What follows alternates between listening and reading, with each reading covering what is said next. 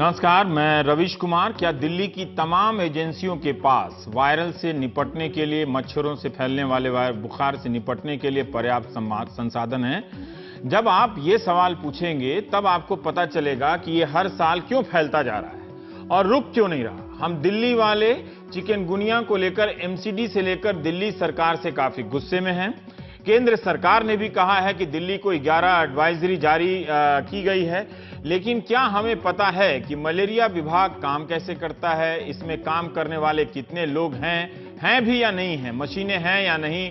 अगर ये नहीं होगा तो एडवाइजरी को अमल में कौन लाएगा? 28 दिसंबर 2012 को दक्षिण दिल्ली नगर निगम ने दिल्ली अधीनस्थ सेवा चयन बोर्ड DESSB को लिखा कि उसे 302 असिस्टेंट मलेरिया इंस्पेक्टर चाहिए, 108 असिस्टेंट पब्लिक हेल्थ इंस्पेक्टर चाहिए। इन पदों को भरने के लिए 2013 में फिर से 4 बार लिखा गया, 2014 में 2 बार लिखा गया, 2015 में 2 बार पत्र भेजा गया, भर्ती नहीं हुई।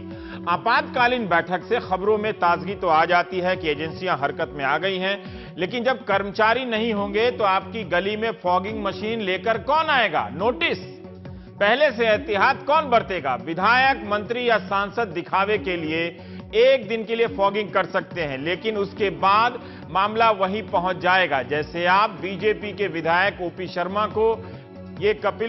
शर्मा को फॉगिंग मशीन के साथ देख सकते हैं। क्या आपने राजनीति शुरू होने से पहले भी फॉगिंग मशीन के साथ इन्हें देखा था? ओपी शर्मा जी विधायक हैं, इनके पास और भी जिम्मेदारियां हैं। क्या ये अपने क्षेत्र में अकेले ही फॉगिंग कर लेंगे? कर सकते हैं। उसी तरह से दिल्ली सरकार के मंत्री कपिल मिश्रा ने भी फॉगिंग करते हुए तस्वीर खिंचाई। क्या कपिल मिश्रा अपने मंत्रालय का काम छोड़कर रोज रोज फॉगिंग करेंगे? शाम को दिल्ली के सोनिया विहार इलाके में मच्छरों ने 2 धुर विरोधी पार्टियों के नेताओं को एक कर दिया। मनोज तिवारी बीजेपी सांसद और आप नेता कपिल मिश्रा मंत्री एक साथ फॉगिंग करते नजर आए। ये तस्वीरें अच्छी लग सकती हैं, मगर यही सवाल को पीछे कर देती हैं। सवाल यह होना चाहिए कि विधायक ओपी शर्मा, कपिल मिश्रा, मनोज तिवारी को फॉगिंग करने की जरूरत क्यों पड़ी? क्या सरकार और निगम के पास लोग नहीं हैं? बल्कि यही जवाब है कि लोग नहीं है, तभी ये लोग फोटो प्रदर्शनी कर रहे हैं। मैंने तुर्कमान गेट वार्ड के काउंसलर आलिम मोहम्मद इकबाल से बात की फोन पर। आलिम इकबाल अब कांग्रेस में है, लेकिन जीते निर्दलीय थे। वे सिटी जोन एमसीडी के चेयरमैन हैं। उनकी जानकारी की किसी और से मैं पुष्टि नहीं कर सका, लेकिन अपनी जिम्मेदारी पर उन्होंने बताया कि उत्तरी एमसीडी में 6 जोन है। सिटी जोन उन 6 में से एक जोन है। सिटी जोन में 7 काउंसिलर आते हैं। इकबाल के वार्ड में जहां वो काउंसिलर हैं, उनके जिम्मे 45,000 मतदाता हैं, 80 से 90 गलियां हैं और हजारों की संख्या में घर हैं। इकबाल ने बताया कि उनके वार्ड के लिए 4 फॉगिंग मशीनें मिली हैं। बहुत मुश्किल से 2 मशीनें लेकर ही चलने लायक कर्मचारी मिल पाते हैं, वो भी 1-1.5 घंटे के बाद मशीन का डीजल और दवा खत्म हो जाती है। इन 2 मशीनों के दम पर 80 से 90 गलियों में फॉगिंग का काम पूरा नहीं हो सकता है। मैंने इकबाल से पूछा कि उनके जोन में मलेरिया नियंत्रण का ढांचा क्या है। जो उन्होंने बताया वो इस प्रकार है कि सबसे ऊपर डिप्टी हेल्थ ऑफिसर होता है, उसके नीचे एंटी मलेरिया अफसर होता है जो इस वक्त कोई नहीं है, उसके नीचे सीनियर मलेरिया अफसर होता है जो इस वक्त कोई नहीं है, उसके नीचे एक वार्ड के लिए 9 मलेरिया इंस्पेक्टर होने चाहिए मगर 1 है, उसके नीचे एंटी मलेरिया इंस्पेक्टर होने चाहिए 40 मगर 12 मौजूद हैं। अगर आप अपना समय दिल्ली सरकार बनाम एमसीडी, आम आदमी पार्टी बनाम बीजेपी या केंद्र बनाम दिल्ली में खपा देना चाहते हैं तो वो भी ठीक है, लेकिन सवाल यह है कि जब विभागों में फैसले को लागू करने वाले कर्मचारी नहीं होंगे तो इस तूतू मैमे का कोई नतीजा निकलेगा क्या? उत्तरी दिल्ली नगर निगम में 129 मलेरिया इंस्पेक्टर होने चाहिए, लेकिन 50 हैं इस वक्त पूरे उत्तरी दिल्ली में। पूर्वी दिल्ली नगर निगम में कोई भी सीनियर इंस्पेक्टर नहीं है। पूर्वी दिल्ली नगर निगम में 65 मलेरिया इंस्पेक्टर होने चाहिए, लेकिन 19 है। हमारे सहयोगी रविश रंजन शुक्ला ने पता कर बताया कि निचले स्तर पर दवा छिड़कने के लिए बेलदारों को लगाया गया, जबकि ये उनका काम नहीं है। उनकी छुट्टियां रद्द कर दी गई हैं। उन्हें कहा जा रहा है कि वो व्हाट्सएप से फोटो भेजें। ये सुनकर तो आपको लगेगा कि बड़ा अच्छा आइडिया है, काम हो रहा है, लेकिन जब काम करने वाला है ही नहीं तो वो 2 गलियों के 2 फोटो भेजकर आपको क्या एहसास कराना चाहता है कि काम हो रहा है? असलियत आपको देखनी चाहिए। रविश रंजन शुक्ला को सूत्रों ने बताया है कि पूर्वी दिल्ली नगर निगम में 5 सितंबर को ही दवाइयां आई हैं। हम किसी एक और सूत्र से इस खबर की पुष्टि नहीं कर सके, ये लोग बताते नहीं हैं। पुरानी दिल्ली के सिटी जोन के चेयरमैन इकबाल से ही यह पता चला कि इस साल एमसीडी ने हर वार्ड में 900 के करीब मेडिकेटेड मच्छरदानी बांटी है। कुछ दिन पहले हमने इस विशेष मच्छरदानी के बारे में प्राइम टाइम में बताया था। जब दिल्ली में 45,000 की आबादी पर 900 मच्छरदानी बंट रही है तो आप कल्पना कीजिए कि बाकी राज्यों और दूर दराज के कस्बों में क्या हालत होती होगी। मेडिकेटेड मच्छरदानी बाजार में नहीं बेची जा सकती है, इसे सरकार ही बांटती है और सरकार के पास हो सकता है कि बजट ही ना हो, पर्याप्त संख्या में मच्छरदानी ना हो। 900 मच्छरदानी पार्षद किन किन लोगों में बांटेगा? फिर भी चिकनगुनिया कवर करने निकले तमाम संवाददाताओं को देखना चाहिए कि यह मच्छरदानी कहां बटी है, इसका क्या असर हो रहा है। अगर दिल्ली का ही कवरेज हो रहा है तो इसी बात पर जरा ठीक से हो जाए। आप में से कई लोग नगर निगम को फोन करते होंगे कि हमारे यहां फॉगिंग कीजिए, वो नहीं आते होंगे। आप नेता से लेकर प्रधानमंत्री तक अपनी झुंझलाहट जाहिर करते होंगे, मीडिया को कोसते होंगे, फिर देश से निराश हो जाते होंगे। कभी यह पूछिए कि वो क्यों नहीं आ रहा है, निगम से कोई आ क्यों नहीं रहा है।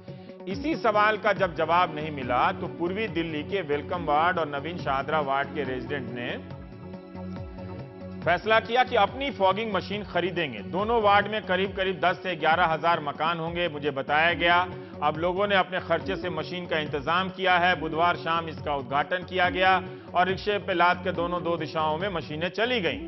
बताया गया कि हर घर दूसरे घर में कोई वायरल है, कोई चिकनगुनिया है। एमसीडी या दिल्ली सरकार के झगड़े में लोग ज्यादा देर तक फंसकर नहीं रह सकते। आप फिर सरकारी एजेंसियों को जिम्मेदारी के सवाल से मुक्त करने के लिए सोचेंगे कि नागरिकों को पहल करनी चाहिए। यह भी बड़ा अच्छा आजकल चल पड़ा है, लेकिन फिर टैक्स क्यों दे रहे हैं आप? फिर एमसीडी क्यों है? दिल्ली सरकार क्यों है? क्या आपको पता है कि इन मशीनों पर कितना खर्चा आ रहा है? हमने कई जगह लोगों से पता किया। वेलकम मशीन जो कॉलोनी वाले हैं उन्होंने जो खरीदी है, उन्होंने बताया मुझे कि 10 लीटर डीजल वाली मशीन 59,000 रुपए में खरीदी है। एक छोटी सी मशीन भी ली है जिसकी कीमत 19,500 है। एक मशीन को चलाने के लिए 2 लोग चाहिए। क्या ये 2 लोग मलेरिया की दवा के असर से परिचित हैं, प्रशिक्षित हैं? लेकिन जो लोग अपनी जान और जेब पर खेलकर फॉगिंग मशीन का इंतजाम कर रहे हैं, ये लोग कई हाउसिंग सोसाइटी में लोगों ने ऐसा किया है। इंदिरापुरम, वसुंधरा की कई हाउसिंग सोसाइटियों ने अपने खर्चे पर मशीनें खरीदी हैं, दवा खरीदी है। जब सरकार की एजेंसी अपनी जिम्मेदारी पूरी नहीं करेगी तो हम उनके प्रतिनिधियों के बयान पर अपना वक्त जाया क्यों कर रहे हैं? जब लोगों को अपनी जेब से मशीनें खरीदनी पड़ रही है तो मलेरिया विभाग के फंड का क्या हो रहा है? क्या है भी या नहीं? दिल्ली में धड़ाधड़ ये मशीनें बिक रही हैं। क्या सरकार को पता है कि इन मशीनों के जरिए इलाके में फॉगिंग हुई है? क्या सरकार इनके योगदान को अपने आंकड़ों में शामिल करती है? हमने indiamart.com पर जाकर देखा तो फॉगिंग मशीन बेचने वाली कई दुकानों का पता चला दिल्ली में ही। इनमें से हमने 2-3 दुकानों में फोन घुमाया। नांगलोई इलाके के एक मशीन विक्रेता ने बताया कि उनके ज्यादातर खरीदार स्कूल वाले हैं। उनके यहाँ जो मशीनें हैं, ये किसी और दुकान की तस्वीर है, लेकिन हम कहानी सब जगह से मिला के बता रहे हैं कि 4,000 से लेकर 30,000 तक की है। इस एक दुकान से करीब इस सीजन में 100 से अधिक मशीनें बिकी हैं। पुरानी सब्जी मंडी के एक और दुकानदार ने बताया कि इस साल पिछले साल की तुलना में ज्यादा बिक्री हो रही है। Resident welfare society, housing society और स्कूल वाले खरीद रहे हैं। उनके यहाँ भी इस सीजन में 100 के करीब फॉगिंग मशीनें बिकी हैं। इस दुकानदार के यहाँ 3,500 से लेकर 8,000 की छोटी मशीनें हैं। बड़ी मशीनें 20 से 35,000 तक की आती हैं। ज्यादातर खरीद प्राइवेट एजेंसियां कर रही हैं। दवाओं के दाम 600 लीटर से लेकर 1,500 लीटर तक होते हैं। अब हमने पूर्वी दिल्ली के शाहदरा के एक और दुकानदार से बात की तो उन्होंने कहा कि बहुत मशीनें बिक रही हैं। उनके यहाँ 12,000 से 20,000 रुपए की मशीनें हैं। पेट्रोल से चलने वाली 17,000 से लेकर 70,000 की मशीनें आ रही हैं। अब ये खर्चा जोड़िए आप, इसका मतलब है कि दिल्ली में प्राइवेट लोगों ने भी बड़ी संख्या में करोड़ों रुपए की फॉगिंग मशीनें खरीदी हैं। क्या सरकार को पता है कि जनता अपने दम पर एमसीडी चला रही है? दिल्ली में चिकनगुनिया से मरने वालों की संख्या 10 बताई जा रही है। 9 मौतें अपोलो और सर गंगाराम अस्पताल में हुई हैं। इनका दावा है कि अन्य बीमारियां भी थी उन्हें, और 1 मौत एमसीडी के अस्पताल बाड़ा हिंदूराव में। केंद्र और दिल्ली के स्वास्थ्य मंत्री नहीं मानते कि चिकनगुनिया से मौत होती है। इनका बयान सुन लीजिए पहले। दिल्ली सरकार से एक डिटेल रिपोर्ट मंगवाई है, वैसे कि उसमें जो केसेस हुए हैं उसकी क्या डिटेल रिपोर्ट्स हैं, उसकी कोमॉर्बिडिटी उस केस में क्या रही है, उनके केसेस में क्या रही है। वैसे इसमें कोई दो राय नहीं है कि चिकनगुनिया के माध्यम से फेटल डेथ नहीं होती है, और वह कॉज ऑफ डेथ नहीं बनता है। अब सरगंगाराम अस्पताल में चिकनगुनिया से 4 मौतें हुई हैं। उनके क्रिटिकल केयर के वाइस चेयरमैन सुमित रे ने बयान दिया है कि चारों मौतों में एक समानता नजर आई है।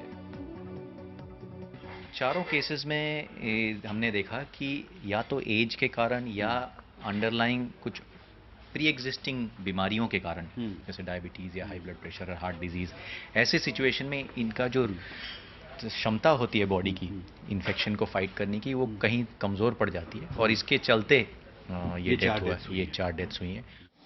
दिल्ली के आसपास गाजियाबाद और नोएडा में भी मरीजों की संख्या लगातार बढ़ती जा रही है। नोएडा के सरकारी अस्पतालों में भी मरीजों के लिए जगह नहीं है। जिलाधिकारी अस्पतालों का दौरा कर रहे हैं।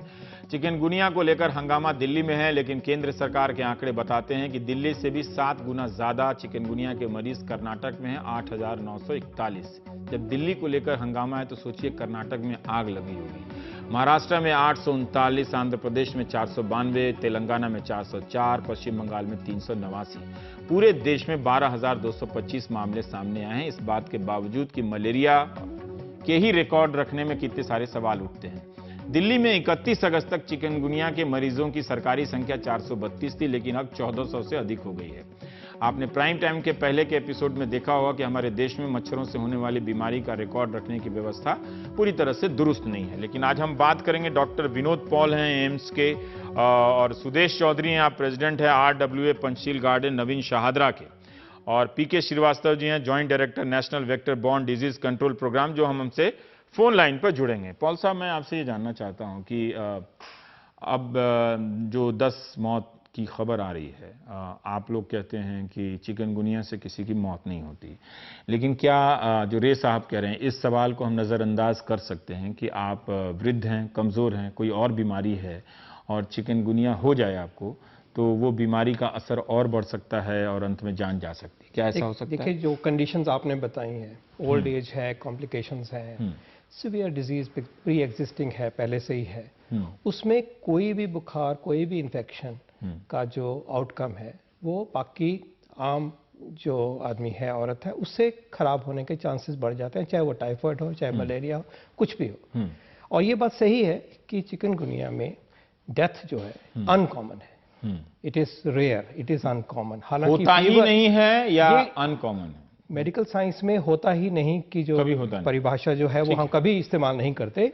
लेकिन चिकनगुनिया में एक ये खूब बुखार होता है, खूब जोड़ों में दर्द होता है, रेयरली कोई कॉम्प्लिकेशंस भी होती हैं, प्लेटलेट काउंट भी कम हो सकता है और कॉम्प्लिकेशंस भी हो जाती हैं, लेकिन डेथ होना जो है वो बहुत एक अनकॉमन बात कही जाती है और ये सच्चाई है। हाँ, बिल्कुल, इसमें कोई डाउट नहीं है। इसमें पैनिक नहीं होना चाहिए।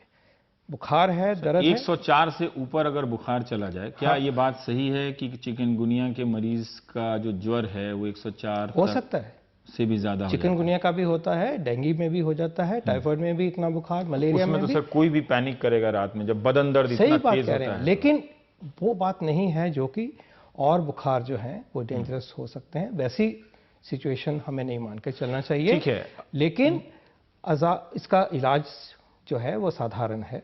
पॉल साहब, जब आप ये कह रहे हैं कि पैनिक नहीं करना चाहिए, ठीक है, हम भी ये समझते हैं कि इससे और अफरा तफरी मच जाएगी, लेकिन ये बीमारी है तो तकलीफ दे, खतरनाक तो है, मतलब क्या लापरवाह भी हुआ जा सकता है? पर मैं कहूंगा कि खतरनाक का भाषा हम ना इस्तेमाल करें, क्योंकि मैं अपने ही मोहल्ले आसपास में देख रहा हूँ जिन्हें ये चिकनगुनिया हुआ है, वो थोड़ा लड़खड़ा कर चल रहे हैं, हाथ में दर्द है, सामान्य नहीं हो पा रहे हैं, दिमागी तौर पे उन्हें वो स्वस्थ महसूस नहीं कर पा रहे हैं, तो हम इसे क्या कहें? हम कहेंगे ये वायरल फीवर है, वायरल फीवर है, सेल्फ लिमिटिंग है, अपने आप 2 दिन, 3 दिन, 4 दिन में सबसाइड होगा। दर्द को ठीक होने में टाइम लगता है, हम मानते हैं, वो वायरस उसका इफेक्ट दिखाता रहता है जोड़ों में, लेकिन ठीक है, दुखदाई जरूर है, लेकिन पैनिक नहीं कर सकते।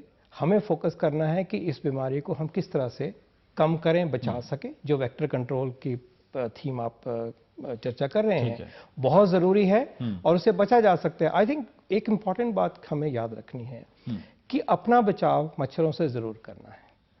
पूरे बाजू ये के सिर्फ कपड़े मच्छर से ही पहने। होता है? Of अगर course। आपको चिकनगुनिया है तो क्या मुझे हो आपको सकता नहीं हो है? सकता, आपके किसी भी दशा छींकने में से नहीं हो या सकता। आपके संपर्क में आने से? बिल्कुल नहीं हो सकता, बिल्कुल नहीं हो मच्छर सकता। सिर्फ मच्छर से से ही ही हो एक सकता दूसरे को पास ऑन होता है।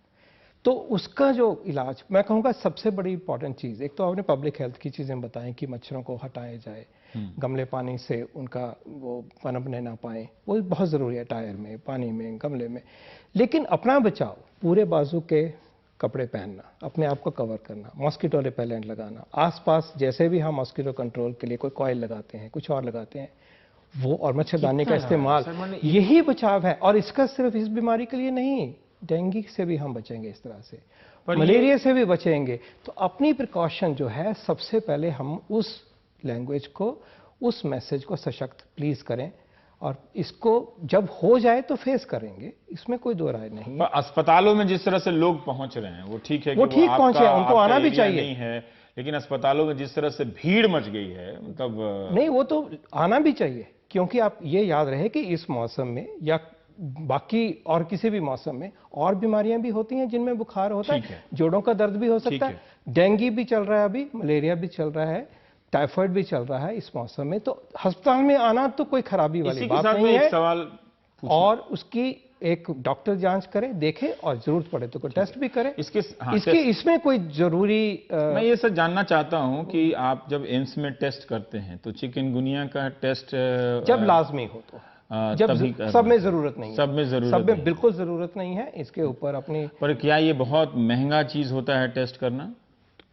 आपके यहाँ मतलब क्या खर्च आता होगा, अगर पता हो तो? नहीं, मुझे एग्जैक्ट नहीं मालूम है और मैं नहीं कहना चाहूंगा, लेकिन क्योंकि ये टेस्ट ऐसा नहीं है कि रोज रोज किया जाता है बाकी टेस्टों के मुकाबले में, तो थोड़ी जरूर कॉस्ट होगी। बट इंपॉर्टेंट चीज है कि ये सेल्फ लिमिटिंग डिजीज है, इसका क्लिनिकल डायग्नोसिस हमारे साथ अच्छी तरह से हम लोग कर पाते हैं।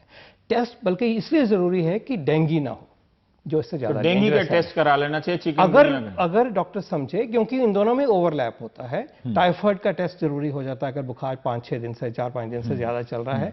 मलेरिया का टेस्ट होने से हमें फायदा होता है क्योंकि हम मलेरिया का इलाज करेंगे। इसमें टेस्ट पॉजिटिव होने के बाद भी हम क्या करेंगे, पैरासीटामोल देनी है ना, 3 दिन में तो ठीक ही हो जाएगा। मेरा एक सवाल है, आमतौर पर हर आदमी को कोई ना कोई एक बीमारी पहले से है, जी ठीक, अगर उसको चिकनगुनिया हो जाए, वो वृद्ध ना भी हो, तो उसकी स्थिति खतरनाक हो सकती है? नहीं होनी चाहिए।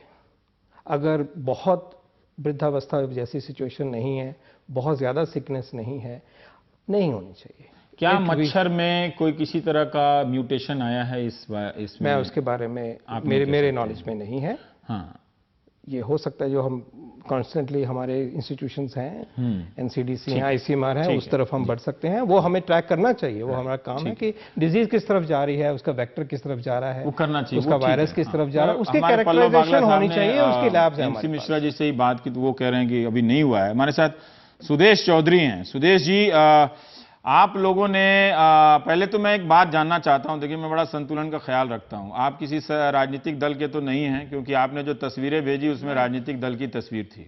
मैं साफ साफ जानना चाहता हूं। नहीं, ऐसा नहीं है कि मैं किसी राजनीतिक दल से हूं। मैं RWA चलाता हूं। हाँ। और अभी पीछे भी मैं इंडिपेंडेंट ही चुनाव लड़ा था।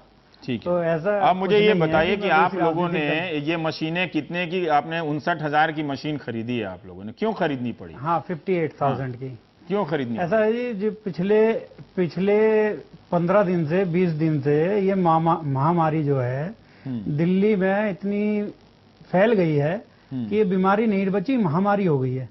तो हमारे जो RWA है, इसमें हमारे 250 परिवार रहते हैं, और मैं आपको हर परिवार में ले जाके दिखा सकता हूं कि हर परिवार में एक आधा आदमी, किसी में तो 4-4 आदमी बीमार पड़े। सब जगह हमने मदद की गुहार लगा ली, MP, MLA, निगम पार्षद, सबसे गुहार लगा ली, जी हमारी कॉलोनी का कुछ सुधार करो। इतना डेंगू है, मच्छर है, इतना लोग परेशान हैं। हर घर पे 3-3 जो काम करने वाले परिवार हैं, मध्यम वर्गीय परिवारों की कॉलोनी है हमारी, और पूरा क्षेत्र ही मध्यम वर्गीय परिवार का है। तो वहां पे इन्होंने कोई सुध ही नहीं ली। जब सुध नहीं ली तो हमने अपनी RWA की खुद मीटिंग बिठाई, खुद एक टीम बनाई और सबने कंट्रीब्यूट करा, और ये 2 मशीनें हमने अपने क्षेत्र में चलाने के लिए कि भाई जो चीज मार्केट में अवेलेबल है तो हम नेताओं के भरोसे नहीं रहना चाहते। पर क्या आप ये जो दवाइयां वगैरह हैं, ये लोग तो खास तरह के लोग ही इस दवाइयों का इस्तेमाल कर सकते हैं, ये जहरीली होती होंगी मेरे ख्याल से? हाँ, नहीं, इसमें जो है डीजल यूज होता है। हाँ। और एक दवाई आती है जो 2000 रुपए लीटर आती है। हाँ। तो वो जो है उसे मिक्सअप करना पड़ता है। वो ट्रेंड हमने पूरा जिससे मशीन खरीदी है। हाँ। और जो उसका प्रशिक्षित वो था आदमी, वो हमें 2 दिन ट्रेनिंग देके गया हमारे लोगों को। उसने ट्रेनिंग तो दी। हमने 4-5 लोग ऐसे, हाँ 4-5 लोग ऐसे सिलेक्टेड हैं हमारे पास, जो कि हमारे युवा वर्ग है। वो लोग इसमें पूरी ट्रेनिंग लेके जब ही हम छिड़काव कर रहे हैं। ठीक है, ऐसा नहीं कि हम हमारे अपने साथ अंदाजे से जी कर रहे हैं। पीके श्रीवास्तव साहब हैं, आप National vector borne disease control Programme के ज्वाइंट डायरेक्टर हैं। सर, मैं ये जानना चाहता हूं, जब मैं पता कर रहा था तो ये पता चला कि बड़ी संख्या में लोग school, housing society fogging machine की खरीदारी कर रहे हैं और इनमें इस्तेमाल होने वाली दवाओं की भी खरीदारी कर रहे हैं। क्या हम या सामान्य आदमी सक्षम हैं इन दवाओं के इस्तेमाल को लेकर, या इनमें कोई खतरा भी है?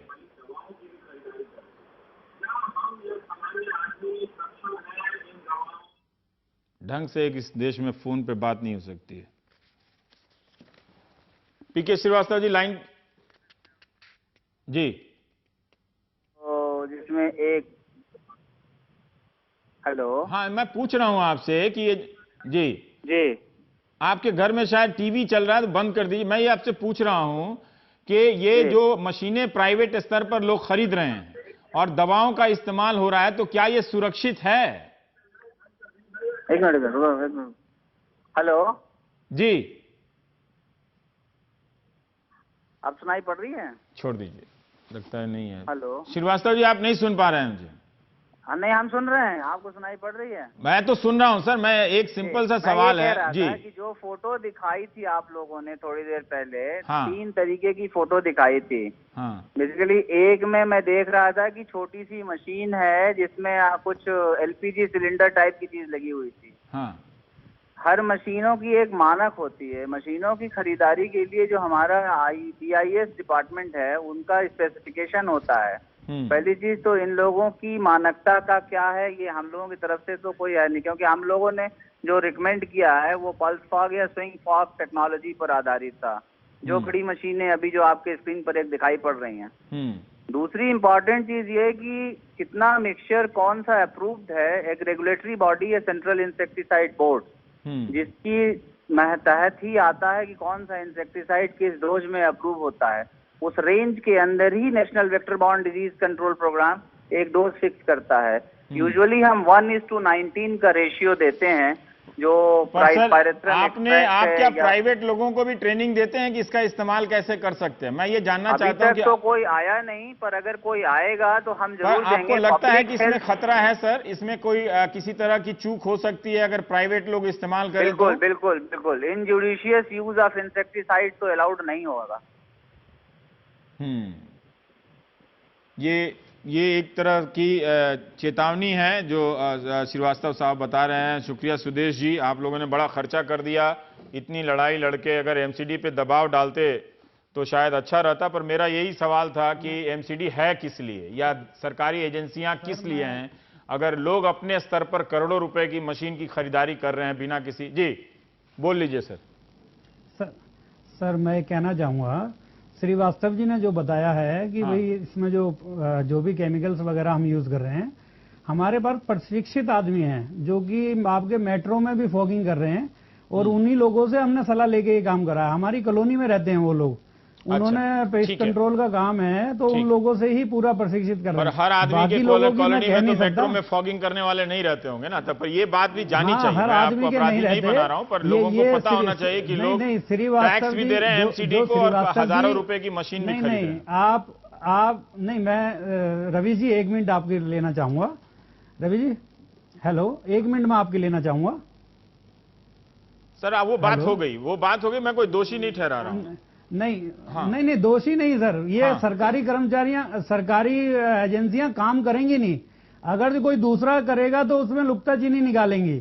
और अब क्या करे, मजबूरी में कम से कम कुछ तो कदम उठा रहा है। क्या पता हमारी एक दिन की फॉगिंग देख के हमारी फॉगिंग को ये कहें कि आप मशीन अपने घर पे रखो, हम अपनी मशीन से फॉगिंग करेंगे, तो ये हमारा सौभाग्य होगा। ठीक है, तो ये तो लोग जो हैं, हम यही कह रहे हैं कि सबको पता होना चाहिए। मेरा यही मकसद था बताना कि सरकार का काम जनता कर रही है और सरकार के लिए जो जनता का काम करे, जनता ने जो टैक्स दिए उसके पैसे कहां गए। डॉक्टर साहब ने बताया कि बिल्कुल परेशान होने की जरूरत नहीं है, डेंगू की जांच कराइए, उसके बाद चिकनगुनिया की जांच की तरफ बढ़िए। थोड़ा दर्द होगा, इस बीमारी से लड़के आप वापस आ सकते हैं, जानलेवा नहीं है। Sir thank you. यूपी में पहले पार्टी में परिवार आया, अब परिवार में अलग अलग पार्टियां बनने लगी हैं। मुख्यमंत्री अखिलेश यादव पिछले कुछ दिनों में लगातार अपने फैसलों से यह दिखाने की कोशिश कर रहे हैं कि राज्य की सत्ता में उन्हें कोई कमजोर ना समझे। इसके लिए अखिलेश यादव ने कई ऐसे फैसले लिए हैं जिन्हें लेकर खुद ही परिवार के बड़े नाराज हो गए। बाहुबली नेता मुख्तार अंसारी की पार्टी कौमी एकता दल से विलय खत्म करने की बात हो या मंत्रियों की बैठे बैठे छुट्टी, ताजा वाकया 2 मंत्रियों और एक बड़े अफसर को हटाने से जुड़ा है। सोमवार दोपहर 1 घंटे के अंदर अखिलेश यादव ने अपनी सरकार के 2 मंत्रियों गायत्री प्रजापति और राजकिशोर सिंह को हटा दिया। मंगलवार दोपहर अखिलेश यादव ने मुख्य सचिव दीपक सिंघल को हटाकर वरिष्ठ आईएएस राहुल भटनागर को मुख्य सचिव बना दिया। इन फैसलों से दिखने लगा कि यादव परिवार के 3 दिग्गजों मुलायम सिंह यादव, अखिलेश यादव और शिवपाल यादव के बीच कुछ ठीक नहीं चल रहा दिख रहा है। मंगलवार शाम 7 बजे मुलायम सिंह यादव ने अखिलेश यादव को ही हटा दिया और शिवपाल यादव को प्रदेश अध्यक्ष बना दिया और इसके 2 घंटे बाद बारी आई अखिलेश की। उन्होंने अपने विशेषाधिकार का इस्तेमाल करते हुए शिवपाल यादव के कई विभाग हटा लिए। पीडब्ल्यूडी, राजस्व, सिंचाई से उन्हें मुक्त करके समाज कल्याण मंत्रालय पकड़ा दिया। इसके बाद सफाई का सिलसिला चला। चलते चलते अनमने ढंग से शिवपाल यादव ने कहा कि परिवार में सब कुछ ठीक है, कोई चिंता की बात नहीं है। मैं नेताजी जो फैसला लेंगे उसके साथ। जो हालात हैं निराश हैं आप? नहीं, मैं कोई निराश। सब कार्यकर्ताओं में गलत मैसेज नहीं जा रहा? हटो यार, सब ठीक है, कुछ नहीं, चलिए। उधर लखनऊ में अखिलेश यादव ने एक कार्यक्रम के दौरान पत्रकारों के सवाल के जवाब में कहा कि परिवार में कोई झगड़ा नहीं है, सरकार में है, बाहर के लोग दखल देंगे तो पार्टी कैसे चलेगी। अच्छा, परिवार में झगड़ा आपको कहां से लग रहा है? ये सरकार का झगड़ा दिखाई दे रहा है आपको, ये परिवार का झगड़ा नहीं दिखाई दे रहा है। चीफ सेक्रेटरी किसने हटाया और मंत्री कैसे? अब घर के बाहर के लोग ही हस्तक्षेप करेंगे तो पार्टी कैसे चलेगी? ये बाहर के लोग कौन हैं? क्या अखिलेश यादव अमर सिंह की ओर इशारा कर रहे हैं? अमर सिंह से जब पत्रकारों ने पूछा तो उनका जवाब पहले आप सुन लीजिए। अखिलेश ने मेरा नाम नहीं लिया, तो दोनों ही हिट भी नहीं है। अखिलेश से मेरा रिश्ता ऐसा है कि वो हमारे बच्चे की तरह है। अगर वो मुझे बार बार मारेंगे तो मैं उनसे पूछूंगा, बेटा तुम्हारे हाथ में कहीं चोट तो नहीं लगी? अगर किसी राजनीतिक व्यक्तिगत मुद्दों पर बोलने का और कुछ करने का अधिकार है तो मात्र एक व्यक्ति को है। अगर आदरणीय मुलायम सिंह जी कहेंगे मैं दोषी हूं, अगर आदरणीय मुलायम सिंह जी ये निर्णय देंगे तो मुझे मानना पड़ेगा। अमर सिंह का यह बायोडाटा खतरनाक लगा। मुख्यमंत्री को भी बताना चाहिए कि उन्होंने अमर सिंह के लिए क्या क्या किया, क्या उन्होंने मारा, क्या उनकी उंगलियों में चोट आई, क्या अमर सिंह ने सहलाया। अमर सिंह ने तो यह भी कह दिया कि अखिलेश यादव बच्चे हैं और मुलायम जो कहेंगे होगा। अखिलेश ने भी जवाब में गुगली दी, कहा कि नेताजी के कहने पर ही तो फैसला लिया है। परिवार में नेताजी का सब कहना माना और सब कहना माना और मैंने भी कहना ही माना। अगर कोई मैंने निर्णय लिया है तो मैंने नेताजी के कहने से और नेताजी का मानना भी काम किया। कभी कभी कुछ निर्णय अपने आप ले लिए जाते हैं, तो नेताजी के कहने से भी निर्णय लिए, कुछ मैंने अपने आप भी लिए। लेकिन कमाल खान ने इस झगड़े की जो कहानी बताई है वो थोड़ी अलग है। यह खबर सूत्रों ने बताई है जो बताने के वक्त ही बताते हैं। बताया जा रहा है कि मुख्य सचिव दीपक सिंघल ने मुलायम सिंह यादव से मंत्री गायत्री प्रजापति की शिकायत कर दी। दीपक सिंघल ने कहा कि गायत्री प्रजापति के खिलाफ सीबीआई रिपोर्ट खराब है। इसके बाद मुलायम के कहने पर अखिलेश ने गायत्री प्रजापति को हटा दिया। गायत्री प्रजापति ने अपना जुगाड़ लगाया और मुलायम से शिकायत की कि मेरे खिलाफ कोई आरोप नहीं है। दीपक सिंघल ने उनके कान भर दिए हैं। इसके बाद मुलायम के कहने पर अखिलेश ने दीपक सिंघल को हटा दिया। दीपक सिंघल अमर सिंह के भी करीबी बताए जाते हैं। अमर सिंह ने मुलायम से दीपक सिंघल को बहाल करने की पैरवी की। मुलायम ने जब अखिलेश से कहा कि वो सिंघल और प्रजापति दोनों को वापस ले लें, अखिलेश ने मुलायम की बात मानने से इनकार कर दिया और इस पर मुलायम सिंह यादव नाराज ने अमर सिंह के कहने पर अखिलेश को प्रदेश अध्यक्ष पद से हटा दिया, शिवपाल को अध्यक्ष बना दिया। अब बारी अखिलेश की थी। उन्होंने अपने मंत्री शिवपाल यादव की सारे विभाग छीन लिए, पीडब्ल्यूडी, राजस्व, सिंचाई वगैरह छीन लिया उन्होंने। अब अखिलेश सरकार में नंबर 1 है, शिवपाल यादव दल में नंबर 1 है, मुलायम सिंह यादव दोनों से ऊपर नंबर 1 है, अमर सिंह भी 2 नहीं है, वे भी अपने आप में नंबर 1 ही है। ब्रेक के बाद अभय दुबे से बात करेंगे कि समाजवादी पार्टी में नंबर 2 कौन है।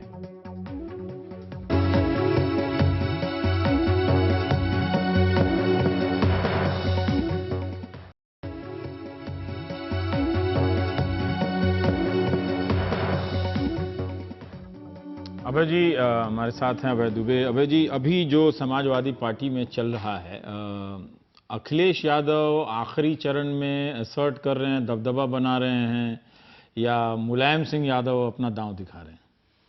देखिए, पहले तो मैं अखिलेश यादव के बारे में कहूंगा, जो वो अब कर रहे हैं ये उन्हें अपने मुख्यमंत्रित्व के पहले 6 महीने में करना चाहिए था।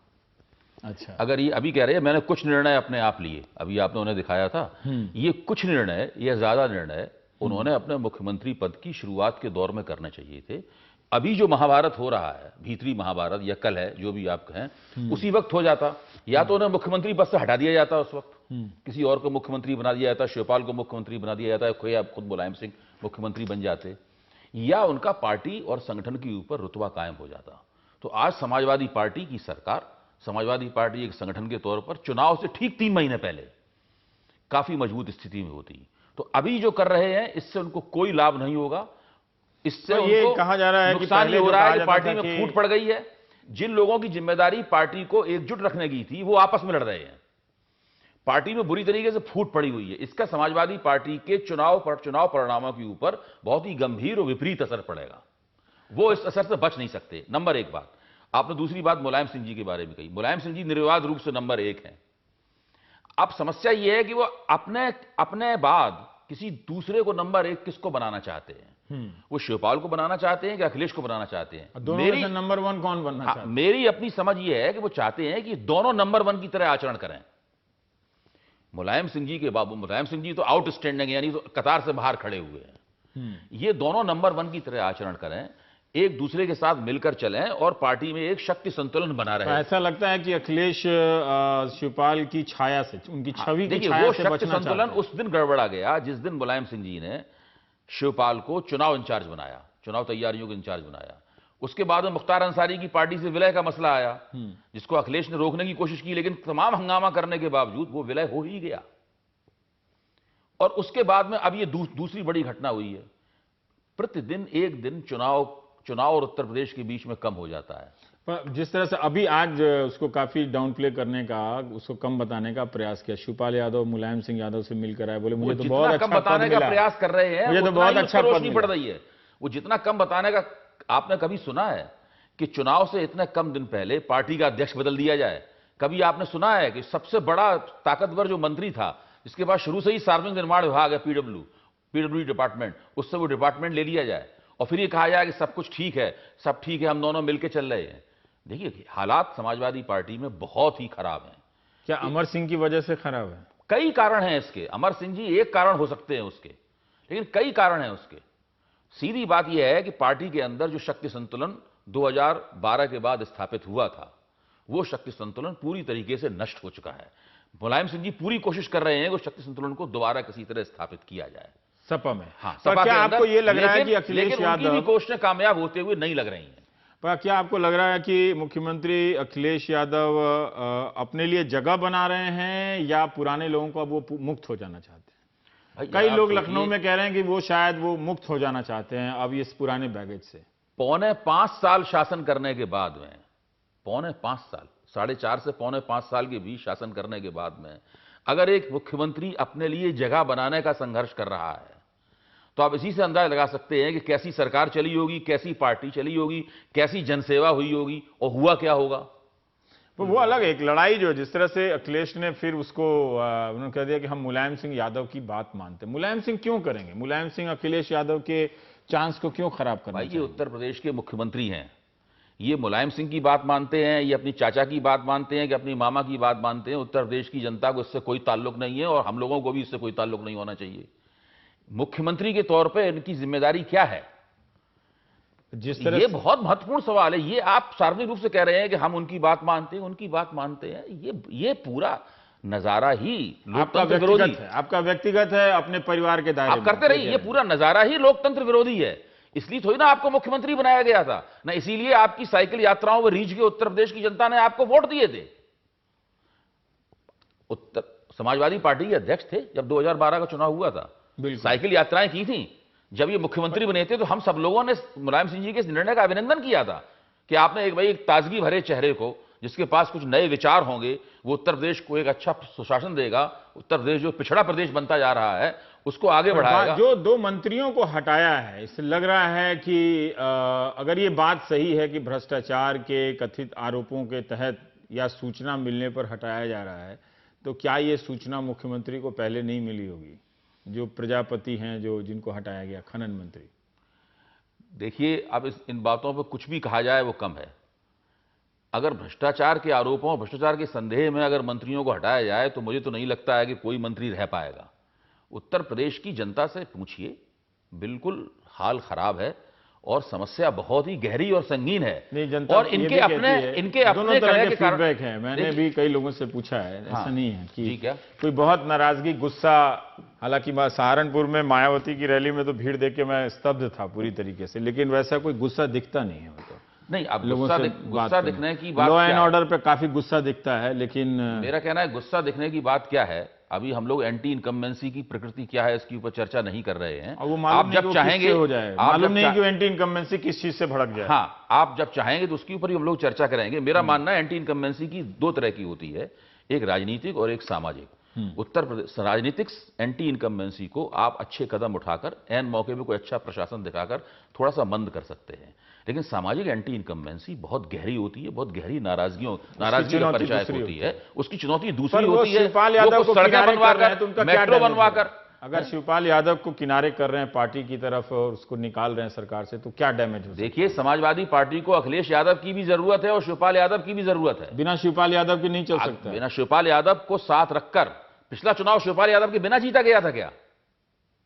नहीं, पिछला यादव अखिलेश के बिना भी नहीं जीता गया था पिछला चुनाव। तो लोकसभा में शिवपाल यादव तो थे, तो उन्होंने क्या कर लिया? नहीं, लोकसभा और विधानसभा के चुनाव में काफी क्या ये अब अखिलेश को लग रहा होगा कि वो अपनी अगर छवि एक अलग तरीके से पोजीशन करना चाहते हैं? इस चुनाव में हर कोई कर रहा है, कोई खाट यात्रा कर रहा है, कोई कुछ कर रहा है, अभी बहुत तरह की यात्राएं चल रही हैं, तो उन्हें लग रहा है कि ये जो तत्व हैं, क्या वो इन्हें हटाते हुए स्वीकार कर रहे हैं कि उनकी पार्टी के ये लोग बुरे तत्व हैं, अमर सिंह या शिवपाल यादव? हाँ, देखिए, अमर सिंह को तो बहुत पहले से समाजवादी पार्टी में हटा दिया गया था, लेकिन अमर सिंह ने फिर से दाखिला ले लिया और यहां तक राज्यसभा की सदस्यता भी प्राप्त कर ली। ये सब चीजें हम पत्रकारों को इन पर रिसर्च करनी चाहिए कि आखिरकार उन्हें क्यों हटाया गया था और आखिरकार वो रहस्यपूर्ण कारण क्या थे इनकी वजह से उन्हें हटाया गया, और वो उससे भी ज्यादा रहस्यमय कारण क्या थे जिनकी वजह से उनको राज्यसभा का सदस्य बनाया गया। तो ये सब बातें शोध की हैं और इनके नतीजे ऐसे होंगे, आप भी नहीं चाहेंगे कि यहाँ टीवी पे हम उनको कहें। तो ऐसे मेहरबानी करके ऐसे सवालों को मत पूछिए जिनके नतीजे जिनके जवाब जानते हुए भी हम लोग ना कह पाए। आप ये कह रहे हैं कि अखिलेश, आप इससे संतुष्ट नहीं हो उस थ्योरी से कि अखिलेश यादव असर्ट कर रहे हैं अपने आप को? अखिलेश यादव जरूर असर्ट कर रहे हैं, लेकिन उन्होंने बहुत देर कर दी है। अखिलेश यादव को पहले 6 महीने से साल भर के बीच असर्ट करना चाहिए था। उसी वक्त आर या पार का फैसला हो जाता, या तो उन्हें हटा दिया जाता उसी वक्त, या फिर उनका दबदबा कायम हो जाता। आज की तारीख में दबदबा कायम करना आसान है? आज जब उनके लिए इतना आसान नहीं है तो तब तो और आसान नहीं है। क्या मुलायम सिंह यादव शिवपाल यादव से मुक्त हो जाते? ये कठिन काम उन्हें तभी करना चाहिए था। काम कठिन है। हमें याद है मुख्यमंत्री बनने के साल 1.5 साल बाद अखबारों ने छापा, chief ministers of Uttar Pradesh. जब इंडियन एक्सप्रेस में ये हेडिंग छापा गया, chief ministers of Uttar Pradesh, तो हम लोगों ने अखिलेश यादव से पूछा एक प्रेस कॉन्फ्रेंस के दौरान जो कि मैरियट होटल में हुई थी हवाई अड्डे के पास, उनसे पूछा कि ये सब हो रहा है क्या उत्तर प्रदेश में? एक नहीं कई मुख्यमंत्री हैं। तो उन्होंने जानते क्या जवाब दिया था? उन्होंने जवाब दिया, देखिए हमारे परिवार वाले हैं, मैं उनकी गोद में खेला बड़ा हूँ और वो हैं, बड़े हैं हमसे, बहुत मुश्किल होता है ऐसी परिस्थिति में काम करना। तो हम लोगों को उनसे हमदर्दी हुई थी, लेकिन हम कब हमदर्दी के सहारे तो उत्तर प्रदेश का मुख्यमंत्री तो नहीं चलाया सकता। उनको चाहिए था कि वो जल्दी से जल्दी हम अपने लिए हमदर्दी जीतने की बजाय कुछ ठोस राजनीति करते, जो ठोस राजनीति अब वो करने की कोशिश कर रहे हैं। लेकिन अब इतनी देर हो चुकी है कि हर नया दिन उनका समय कम कर देता है। ये कर देता है। पर लेके एक उत्तर प्रदेश की जो चुनाव की जो रणनीति चल रही है, एक वो खाट सभा पे कम चर्चा हो रही है, लेकिन मैं फिर भी मैं जानना चाहता हूं कि क्या जब पूछा गया अखिलेश यादव से कि राहुल गांधी से क्या कोई आप संबंध बना सकते हैं, तो उनका जवाब बहुत राजनीतिक था। वो ये नहीं था कि मैं बनाना चाहता हूं, तो उन्होंने कहा कि बुराई क्या है। मतलब देखिए, मेरी निगाह में तो कांग्रेस उस मुकाम तक पहुंच चुकी है जहां वो किसी भी पार्टी से कोई समझौता नहीं कर सकती। कांग्रेस ने अपना मुख्यमंत्री जो पद भी का उससे समझौता करेगी वो पार्टी समझौता करेगी। कांग्रेस ने मुख्यमंत्री पद का उम्मीदवार घोषित कर दिया है, क्या वो उस उम्मीदवार को वापस लेगी? कांग्रेस ने एक रणनीति बनाई है। अगर वो समाजवादी पार्टी समझौता करती है तो क्या ऊंची जातियों के वोटों में सेंध लगाने की उसकी पूरी रणनीति खत्म हो जाएगी? जितने ऊंची जातियों के वोट कांग्रेस को मिलते थे वो भी नहीं मिलेंगे फिर तो कांग्रेस के पास रहेगा क्या? ये तो शीला दीक्षित को मुख्यमंत्री पद के उम्मीदवार के तौर पर मैदान में उतारने से पहले कुछ होना चाहिए था। अब तो मामला बहुत आगे बढ़ गया है। अब तो लगभग सपा और कांग्रेस का समझौता असंभव है। मुझे लगता है कि सपा के मंत्रियों को, अखिलेश के मंत्रियों को फिलहाल दोनों से बचना चाहिए, अखिलेश यादव और मुलायम सिंह यादव से। पता नहीं कब कौन प्रमोट कर दे, कब कौन डिमोट कर दे। तो अच्छा है, अपने मंत्रालय में जाइए, काम कीजिए, पिछले दरवाजे से घर चले जाइए, फिर वहां से क्षेत्र में चले जाइए, इन लोगों के सामने मत आइए। आप देख रहे थे प्राइम टाइम। नमस्कार।